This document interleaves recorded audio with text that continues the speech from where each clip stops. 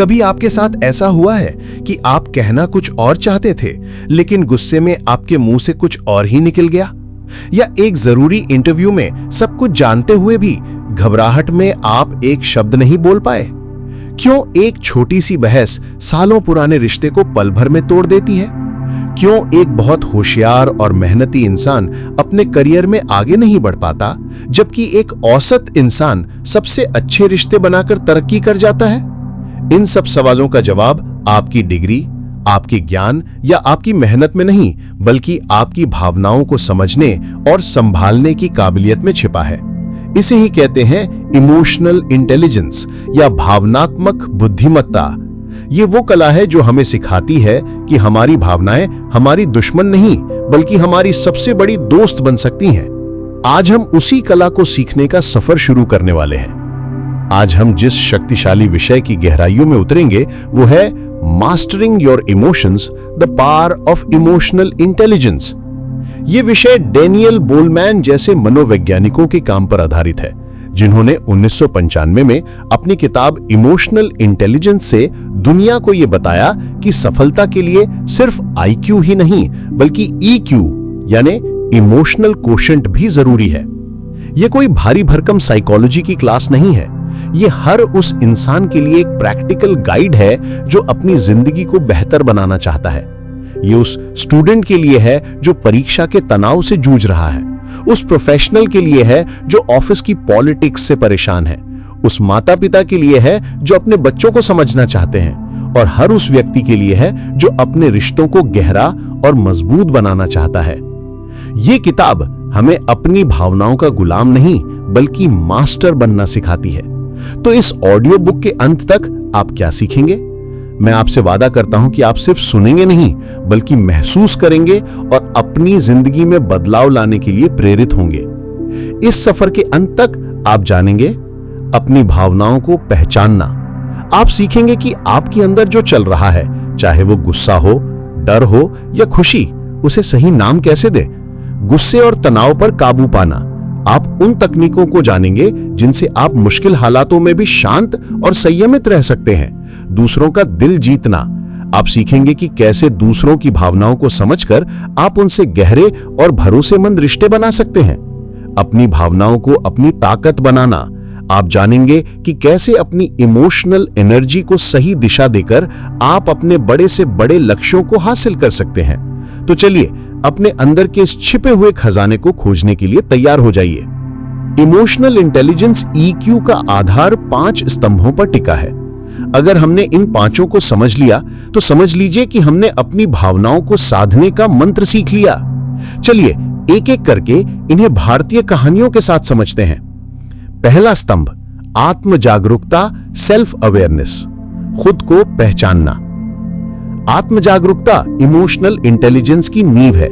इसका मतलब है अपनी भावनाओं को उसी पल में पहचानना जब वे पैदा हो रही हैं। ये जानना कि आप क्यों गुस्सा हैं, क्यों दुखी हैं या क्यों उत्साहित है। ज्यादातर लोग अपनी भावनाओं के ऑटो पायलट मोड पर जीते हैं। उन्हें गुस्सा आता है, वे चिल्ला देते हैं। उन्हें दुख होता है, वे रोने लगते हैं। वे कभी रुककर ये नहीं पूछते ये भावना आ कहां से रही है। जिस व्यक्ति में आत्म जागरूकता होती है, वे जानता है कि उसकी कमजोरी क्या है, उसकी ताकत क्या है और उसके शब्द और व्यवहार का दूसरों पर क्या असर पड़ता है। वह अपनी भावनाओं का कैदी नहीं, बल्कि उनका साक्षी होता है। कोटा में आईआईटी की तैयारी कर रहे अंकित की कहानी लेते हैं। अंकित पढ़ने में बहुत अच्छा था, लेकिन जैसे जैसे परीक्षा नजदीक आई, उसका पढ़ाई में मन लगना बंद हो गया। वह घंटों तक किताबें लेकर बैठा रहता, लेकिन कुछ पढ़ नहीं पाता। उसे लगता कि वो आलसी हो गया है। उसके माता पिता उसे डांटते, तुम मेहनत नहीं कर रहे हो। इस बात से वो और ज्यादा चिड़चिड़ा हो गया। एक दिन उसके मेंटर ने उससे बात की। उन्होंने पूछा, अंकित, जब तुम पढ़ नहीं पाते तो तुम्हें कैसा महसूस होता है? अंकित ने पहली बार सोचा।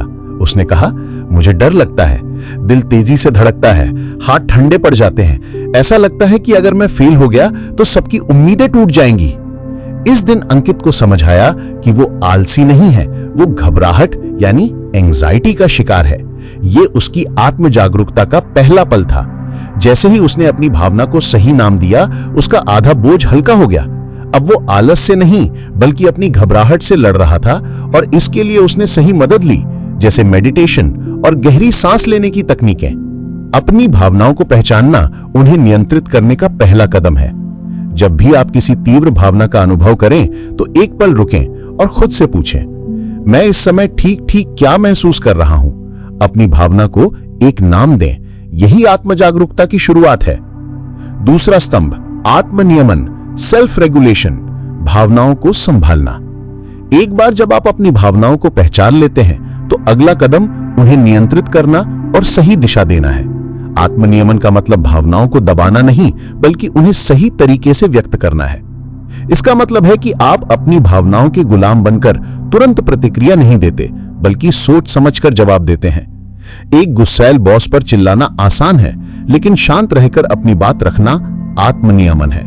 असफलता पर निराश होकर सब कुछ छोड़ देना आसान है, लेकिन उस निराशा को प्रेरणा में बदलना आत्मनियमन है। यह आपको आवेग में लिए गए फैसलों से बचाता है। बेंगलुरु में एक एमएनसी में काम करने वाली प्रिया का बॉस बहुत गुस्सैल था। वह छोटी छोटी गलतियों पर सबके सामने चिल्लाता था। एक दिन बॉस ने प्रिया को उसकी एक रिपोर्ट के लिए बुरी तरह डांटा, लेकिन गलती उसकी नहीं थी। प्रिया की आंखों में आंसू आ गए और उसे सबके सामने बहुत अपमानित महसूस हुआ। उसका मन किया कि वो अभी नौकरी से इस्तीफा दे दे या बॉस को पलटकर जवाब दे, लेकिन फिर उसने गहरी सांस ली।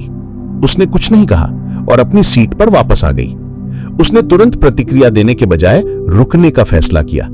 1 घंटे बाद जब उसका मन शांत हुआ तो उसने बॉस को एक ईमेल लिखा।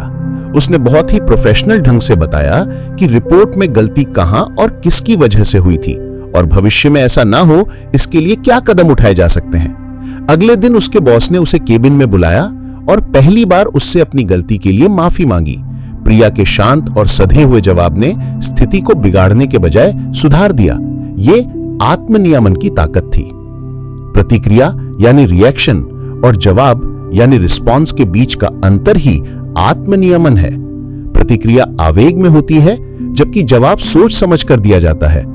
अगली बार जब भी आपको गुस्सा या तनाव महसूस हो तो 10 सेकंड का पॉज लें। यह छोटा सा गैप आपको एक बड़ी गलती करने से बचा सकता है। तीसरा स्तंभ, प्रेरणा, मोटिवेशन, भावनाओं को लक्ष्य के लिए इस्तेमाल करना।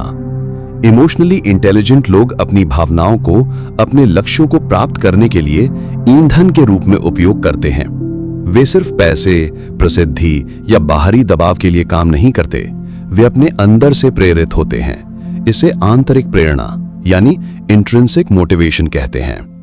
वे निराशा, बोरियत और असफलता जैसी नकारात्मक भावनाओं से हार नहीं मानते, बल्कि उन्हें चुनौती के रूप में देखते हैं।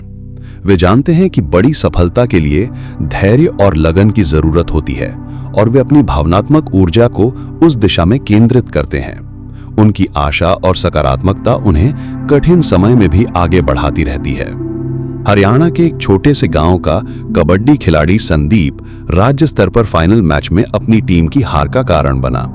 आखिरी रेड में उसकी एक छोटी सी गलती से टीम हार गई। पूरा गांव उसे कोस रहा था। संदीप टूट गया था। उसने खेलना छोड़ने का फैसला कर लिया। वो महीनों तक मैदान पर नहीं गया। उस हार का दर्द और अपमान उसे सोने नहीं देता था। फिर एक दिन उसने सोचा, मैं इस दर्द को अपनी कमजोरी क्यों बनने दूं? मैं इसे अपनी ताकत बनाऊंगा। उसने उस अपमान और निराशा की भावना को अपनी प्रेरणा बना लिया। वो 2 गुने जोश के साथ ट्रेनिंग करने लगा। जहां दूसरे खिलाड़ी 6 घंटे अभ्यास करते, वो 10 घंटे करता। वो अपनी हार की वीडियो को बार बार देखता और अपनी गलतियों से सीखता। अगले साल उसी टूर्नामेंट के फाइनल में संदीप ने अपनी टीम को अकेले दम पर जीत दिलाई।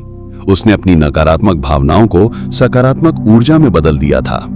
आपकी भावनाएं रॉकेट के ईंधन की तरह हैं। आप उन्हें या तो विस्फोट करने के लिए इस्तेमाल कर सकते हैं या चांद तक पहुंचने के लिए। अपनी निराशा, अपने डर और यहां तक कि अपने गुस्से को भी एक मकसद दीजिए। उन्हें अपनी सफलता की सीढ़ी बनाइए, अपनी कमजोरी की वजह नहीं। चौथा स्तंभ, समानुभूति, एम्पैथी, दूसरों की भावनाओं को समझना। समानुभूति का मतलब है खुद को किसी और की जगह रखकर उसकी भावनाओं और दृष्टिकोण को समझने की क्षमता। यह सिर्फ किसी के लिए बुरा महसूस करना यानी सिंपैथी नहीं है, बल्कि यह समझना है कि वो क्यों वैसा महसूस कर रहा है। जब आप में समानुभूति होती है तो आप लोगों के अनकहे शब्दों को भी सुन सकते हैं। आप उनकी बॉडी लैंग्वेज, उनकी आवाज के उतार चढ़ाव से उनकी भावनाओं को समझ सकते हैं। ये गुण आपको एक बेहतर लीडर, एक बेहतर दोस्त और एक बेहतर इंसान बनाता है। ये विश्वास और गहरे रिश्तों की नींव है। दिल्ली की एक विज्ञापन एजेंसी में टीम लीडर श्री वर्मा अपनी टीम से बहुत परेशान थे। उनकी टीम का एक सदस्य राहुल पिछले कुछ हफ्तों से बहुत गलतियां कर रहा था और हमेशा खोया खोया सा रहता था। श्री वर्मा उसे डांटने या चेतावनी देने की सोच रहे थे, लेकिन फिर उन्होंने रुककर सोचा।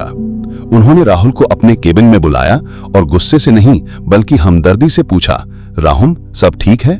मैं देख रहा हूं कि तुम कुछ समय से परेशान हो। काम की चिंता मत करो, मुझे बताओ बात क्या है। ये सुनते ही राहुल की आंखों में आंसू आ गए। उसने बताया कि उसकी मां की तबीयत बहुत खराब है और वो अस्पताल में भर्ती हैं।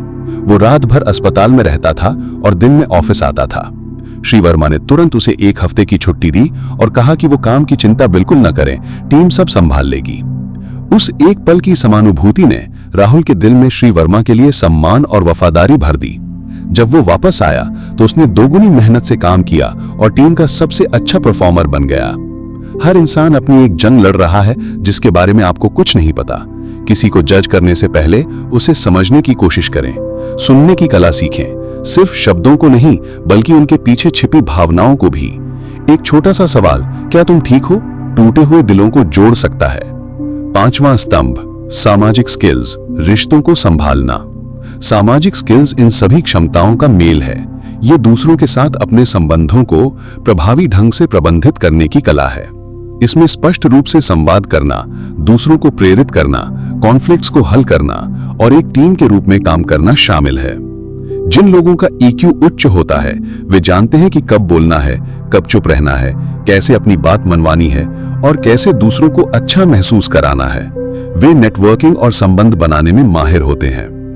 आपकी तकनीकी योग्यता आपको नौकरी दिला सकती है, लेकिन आपके सामाजिक स्किल्स ही आपको प्रमोशन दिलाएंगे।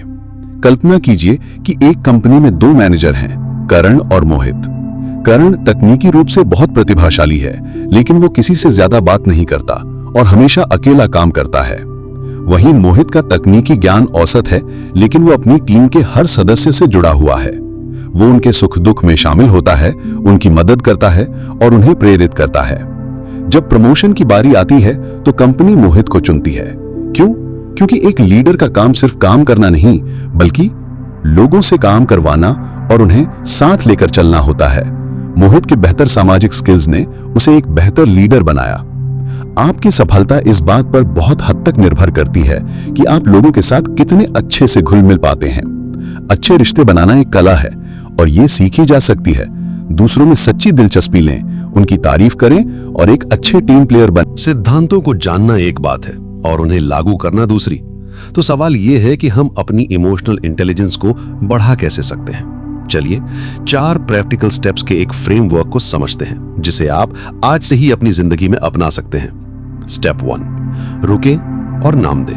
The pause and label technique. यह आत्म जागरूकता बढ़ाने का सबसे सरल तरीका है। दिन में जब भी आप कोई तीव्र भावना महसूस करें, गुस्सा, चिढ़, खुशी या डर, तो बस एक पल के लिए रुक जाएं। कोई भी प्रतिक्रिया देने से पहले अपने मन में उस भावना को एक नाम दें। उदाहरण, ट्रैफिक में कोई आपकी कार के सामने गलत तरीके से आ जाता है। आपको तेज गुस्सा आता है। चिल्लाने के बजाय रुके, एक गहरी सांस लें और मन में कहें, मुझे गुस्सा आ रहा है। सिर्फ इतना करने से ही आप उस भावना के नियंत्रण से बाहर आ जाते हैं और उसे एक दर्शक की तरह देख पाते हैं। इससे आपको उसे बेहतर ढंग से संभालने की शक्ति मिलती है। स्टेप 2, 10 सेकंड का नियम, द 10 सेकंड रूल। यह आत्म नियमन का एक शक्तिशाली हथियार है। किसी भी भावनात्मक स्थिति में, खासकर जब आपको गुस्सा आ रहा हो, तो कोई भी शब्द बोलने या एक्शन लेने से पहले 10 सेकंड तक रुके। उदाहरण, आपके बच्चे ने आपका महंगा फोन तोड़ दिया। आपकी पहली प्रतिक्रिया चिल्लाने की होगी, लेकिन रुके, 1 से 10 तक धीरे धीरे गिने। इन 10 सेकंड में आपका तार्किक दिमाग, लॉजिकल ब्रेन, आपके इमोशनल ब्रेन पर हावी हो जाएगा। आप समझेंगे कि चिल्लाने से फोन वापस नहीं आएगा, लेकिन आपके और आपके बच्चे के बीच का रिश्ता जरूर खराब हो सकता है। अब आप ज्यादा शांति से स्थिति को संभाल सकते हैं। स्टेप 3, जूते में पैर डालकर देखें, the walk in their shoes exercise. यह समानुभूति का अभ्यास करने का सबसे अच्छा तरीका है। जब भी आपका किसी से मतभेद हो या आप किसी को समझ ना पा रहे हो, तो एक पल के लिए कल्पना करें कि आप वो व्यक्ति हैं। उसकी जिंदगी, उसकी परेशानियां, उसके नजरिए से दुनिया को देखने की कोशिश करें। उदाहरण, आपका कोई दोस्त है जो हमेशा देर से आता है और आप उससे बहुत नाराज हैं। उसे गैर जिम्मेदार कहने से पहले उसके जूते में पैर डालकर देखें। क्या पता वो अपने घर का अकेला कमाने वाला हो और उसे ऑफिस के बाद घर के काम भी करने पड़ते हो। क्या पता उसकी मां बीमार हो। जब आप उसके नजरिए को समझने की कोशिश करेंगे तो आपका गुस्सा हमदर्दी में बदल जाएगा। स्टेप 4, ध्यान से सुने, जवाब देने के लिए नहीं, समझने के लिए। यह सामाजिक कौशल को बेहतर बनाने की कुंजी है। हम में से ज्यादातर लोग जब किसी की बात सुनते हैं तो हम वास्तव में सुन नहीं रहे होते। हम अपने दिमाग में यह तैयारी कर रहे होते हैं कि हमें आगे क्या बोलना है। सक्रिय होकर सुनने का अभ्यास करें। जब कोई बात कर रहा हो तो अपना फोन दूर रख दें, उनकी आंखों में देखें, सिर हिलाकर सहमति जताएं और उनकी बात खत्म होने पर सवाल पूछें ताकि यह स्पष्ट हो सके कि आपने सही समझा है। जैसे कि, तो आप ये कह रहे हैं कि, इससे सामने वाले को महसूस होता है कि आप उसे महत्व देते हैं और ये गहरे रिश्ते बनाने का सबसे तेज तरीका है। चलिए अब 2 ऐसी वास्तविक जीवन की कहानियों को देखते हैं जहां इमोशनल इंटेलिजेंस के इन सिद्धांतों ने मिलकर जादू कर दिया। केस स्टडी 1, जयपुर की सुनीता और उसका हैंडीक्राफ्ट बिजनेस। सुनीता जयपुर में एक छोटा सा ऑनलाइन हैंडीक्राफ्ट स्टोर चलाती थी। वो बहुत प्रतिभाशाली कारीगर थी, लेकिन उसे ग्राहकों से निपटना नहीं आता था। जब भी कोई ग्राहक शिकायत करता तो वो बहुत ज्यादा रक्षात्मक यानी डिफेंसिव हो जाती और उनसे बहस करने लगती थी। इसका नतीजा ये हुआ कि उसके स्टोर की ऑनलाइन रेटिंग्स खराब होने लगी। फिर उसने इमोशनल इंटेलिजेंस के बारे में सीखा। एक दिन एक ग्राहक ने उसे फोन करके बहुत गुस्से में शिकायत की कि उसे भेजा गया सामान टूटा हुआ है। पिछली बार की तरह बहस करने के बजाय सुनीता ने 10 सेकंड का नियम अपनाया। उसने एक गहरी सांस ली, फिर उसने समानुभूति का इस्तेमाल किया। उसने कहा, मैम, मैं समझ सकती हूं कि आपको कितना बुरा लग रहा होगा। आपने इतने उत्साह से ऑर्डर किया और आपको टूटा हुआ सामान मिला। मैं इसके लिए तहे दिल से माफी चाहती हूं। ग्राहक का गुस्सा तुरंत आधा हो गया। फिर सुनीता ने आत्मनियमन दिखाते हुए शांति से उसे 2 विकल्प दिए। मैम, या तो मैं आपको पूरा पैसा वापस कर सकती हूँ या मैं आपको तुरंत एक नया पीस भेज सकती हूँ और साथ में आपकी परेशानी के लिए एक छोटा सा गिफ्ट भी। ग्राहक इतना खुश हुआ कि उसने न सिर्फ नया पीस मंगाया बल्कि ऑनलाइन जाकर अपनी पुरानी खराब रेटिंग को बदलकर 5 स्टार रेटिंग दे दी। सुनीता ने सीखा कि बिजनेस सिर्फ प्रोडक्ट के बारे में नहीं बल्कि रिश्तों के बारे में भी है। केस स्टडी 2, एक पिता और पुत्र का रिश्ता। चेन्नई के रहने वाले 45 वर्षीय प्रकाश अपने 15 वर्षीय बेटे रोहन से बहुत परेशान थे। रोहन हर समय अपने फोन पर लगा रहता और किसी से बात नहीं करता। प्रकाश जब भी उससे बात करने की कोशिश करते तो बहस हो जाती। उनका रिश्ता टूट रहा था। प्रकाश ने महसूस किया कि वो हमेशा रोहन को अपनी राय देते हैं लेकिन कभी उसका दृष्टिकोण समझने की कोशिश नहीं करते। उन्होंने अपनी स्ट्रैटेजी बदलने का फैसला किया। एक शाम वो रोहन के पास बैठे और कहा, बेटा, मैं ये जानना चाहता हूँ कि तुम इन वीडियो गेम्स में ऐसा क्या देखते हो जो तुम्हें इतना अच्छा लगता है। क्या तुम मुझे सिखा सकते हो? रोहन हैरान रह गया। पहली बार उसके पिता उसे डांट नहीं रहे थे बल्कि समझने की कोशिश कर रहे थे। उसने उत्साह से अपने पिता को अपने ऑनलाइन दोस्तों और गेमिंग की दुनिया के बारे में बताया। उस दिन प्रकाश ने सिर्फ ध्यान से सुना, उन्होंने जज नहीं किया। उस एक बातचीत ने सब कुछ बदल दिया। रोहन को लगा कि उसके पिता उसकी दुनिया को समझते हैं। धीरे धीरे उनके बीच की दूरी कम हो गई और उनका रिश्ता पहले से कहीं ज्यादा मजबूत हो गया। ये सब प्रकाश के समानुभूति और सामाजिक कौशल का नतीजा था। तो दोस्तों, आज हमने अपनी भावनाओं के समंदर में गोता लगाया और 5 अनमोल मोती खोजे। चलिए उन्हें एक बार फिर से याद कर लेते हैं। पहला, आत्म जागरूकता। अपनी भावनाओं को पहचानें, जानें कि आप क्या महसूस कर रहे हैं और क्यों। दूसरा, आत्मनियमन। अपनी भावनाओं के गुलाम ना बने, आवेग में प्रतिक्रिया देने से पहले रुके और सोचें। तीसरा, प्रेरणा। अपनी भावनाओं को अपने लक्ष्यों के लिए ईंधन के रूप में उपयोग करें, निराशा को सीढ़ी बनाएं। चौथा, समानुभूति। दूसरों के जूते में पैर डालकर उनके नजरिए को समझने की कोशिश करें। पांचवां, सामाजिक कौशल। अच्छे रिश्ते बनाएं क्योंकि आपकी सफलता और खुशी इन्हीं पर निर्भर है। याद रखिए, जो अपनी भावनाओं पर विजय पा लेता है वो अपनी जिंदगी पर विजय पा लेता है। इस सारी जानकारी का क्या फायदा अगर हम इसे अपनी जिंदगी में लागू न करें? मैं आज आपको एक बहुत ही सरल लेकिन शक्तिशाली काम करने के लिए कहना चाहता हूं। आज रात अपने परिवार के किसी सदस्य के पास बैठे, चाहे वो आपके माता पिता हो, आपका जीवन साथी हो या आपका बच्चा, और बिना किसी रुकावट के, बिना अपना फोन देखे 10 मिनट के लिए सिर्फ उनकी बात सुने। उनसे पूछें कि उनका दिन कैसा था, उनकी क्या चिंताएं हैं, क्या खुशियां हैं। सिर्फ सुने, सलाह देने या जज करने के लिए नहीं बल्कि सिर्फ समझने के लिए। ये छोटा सा कदम समानुभूति और सामाजिक कौशल का अभ्यास करने का सबसे अच्छा तरीका है। ये आपके रिश्तों में एक नई जान फूंक सकता है। क्या आप ये चुनौती लेने के लिए तैयार हैं? बुक तारांग चैनल पर हमारे साथ इस गहरे सफर का हिस्सा बनने के लिए आपका दिल से धन्यवाद। अगर इस ऑडियो बुक ने आपको अपनी भावनाओं को एक नए नजरिए से देखने में मदद की है तो कृपया इस वीडियो को लाइक करें और इसे उन लोगों के साथ शेयर करें जिनकी आप परवाह करते हैं। और भविष्य में ऐसी ही जीवन बदलने वाली किताबों की बातें सुनने के लिए हमारे चैनल को सब्सक्राइब करना ना भूलें। याद रखिए, जो अपनी भावनाओं पर विजय पा लेता है वो अपनी जिंदगी पर विजय पा लेता है।